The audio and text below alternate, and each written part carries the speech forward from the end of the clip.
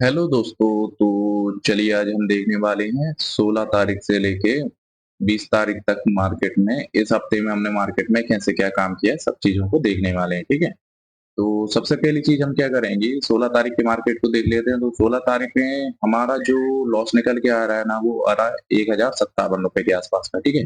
इसमें number of जो trade देखी जाए ना, तो वो ट्रेड बनाई हमने 3। ठीक है। उसके साथ साथ में अगर देखा जाए ना, तो हम ओवर ट्रेड में तो आएंगे नहीं। ठीक है। डायरेक्शन हमारा गलत था। ठीक है।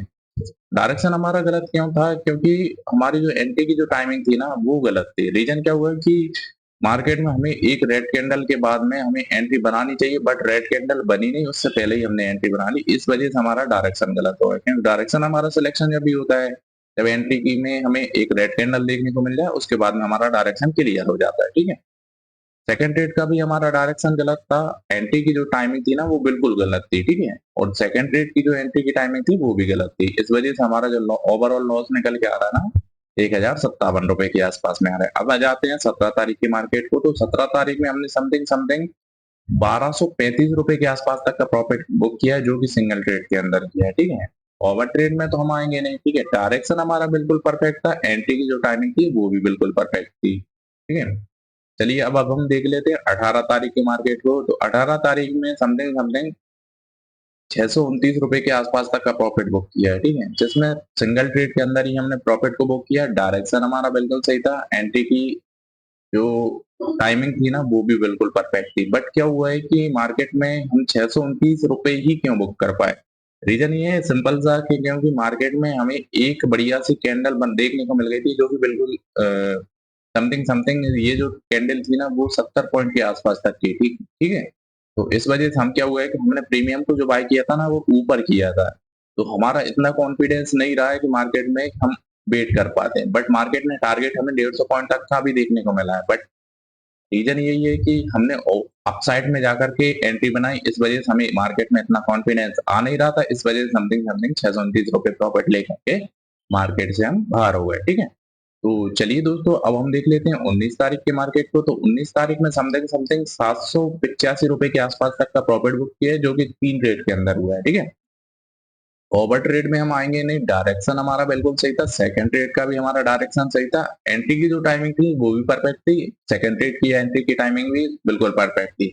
बट क्या हुआ है कि हमने 785 रुपए के साथ साथ में एक ट्रेड में हमें लॉस हो गया था। लॉस होने का रीजन सिंपल सा था, क्योंकि मार्केट में हमने ट्रेलिंग एसएल को पास में कर दिया था, कुछ ज्यादा ही पास कर दिया था। इस वजह से हमारा एसएल हिट हो गया है। ठीक है। उसके बाद में हम देख लेते हैं 20 तारीख की मार्केट को। तो 20 तारीख में समथिंग समथिंग हमने 8 रुपए के आसपास तक का लॉस किया, जो कि हमने ओवर ट्रेड कर दी। ठीक है।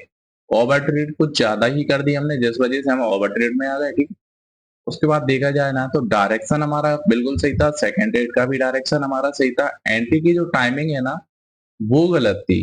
हालांकि वो भी गलत नहीं थी, उसका भी लॉजिक में समझा देता हूँ। सेकंड रेट की एंट्री की जो टाइमिंग थी, वो भी गलत थी।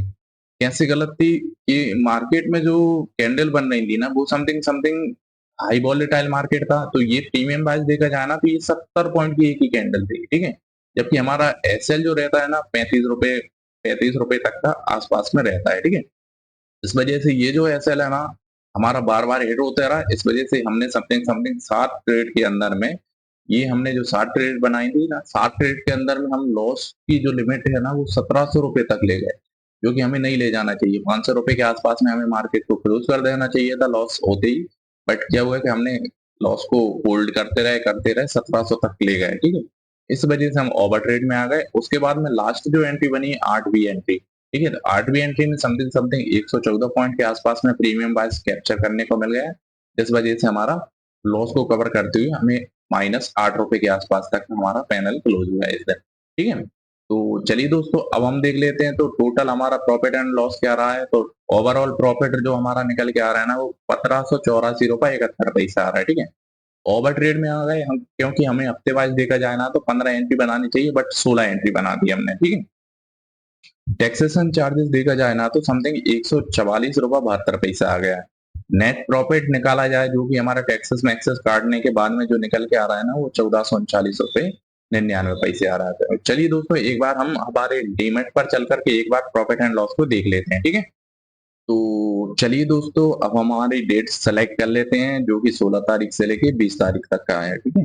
हमारा प्रॉफिट एंड लॉस देख लेते हैं कितना क्या निकल के आ रहा है। तो हमारा ओवरऑल जो प्रॉफिट निकल के आ रहा है वो आ रहा है 1584 रुपए 71 पैसा, ठीक है। टैक्सेस एंड चार्जेस देखा जाए ना तो 144 रुपए 72 पैसा आ रहा है, ठीक है। टैक्सेस एंड चार्जेस काटने के बाद में हमारा जो नेट प्रॉफिट निकल के आ रहा है ना वो आ रहा है 1439 रुपए 99 पैसा, ठीक है। तो चलिए दोस्तों, आज के मार्केट को यहीं पर क्लोज करते हैं। Thank you so much.